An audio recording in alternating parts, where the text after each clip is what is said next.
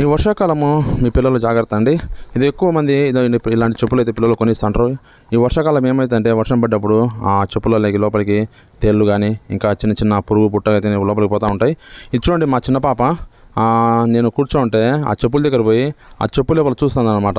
నేను చూసి గవికినైతే వీడియో తీసిన ఆ లోపల చెప్పులలో ఏమన్నా ఉందా అని ఆ కొట్టడం కానీ ఆ లోపల చూడండి ఎట్లయితే వెతుకుతుందో ఏమన్నా ఉన్నాయని చెప్పేసి అందులో చూసి ఆ పాప అయితే చెప్పులు అయితే వేసుకుంటుంది. మా పాపకి ఇప్పుడు 1 సంవత్సరము 9 నెలలే, కానీ చాలా తెలివైన పాప. చూడండి లోపల దాంట్లో ఏమైనా ఉన్నాయని చేపెట్టి కూడా చూస్తుంది. అయితే ఏమి లేవు లోపల చూడండి. కాబట్టి ఈ వర్షాకాలము మీ పిల్లలు చాలా జాగ్రత్త అండి. ఇలాంటి చెప్పులు ఎక్కువ పిల్లలకి ఇప్పుడైతే కొనిస్తుంటారు అనమాట, చాలా ఫ్యాషన్ ఉంటాయని చెప్పి.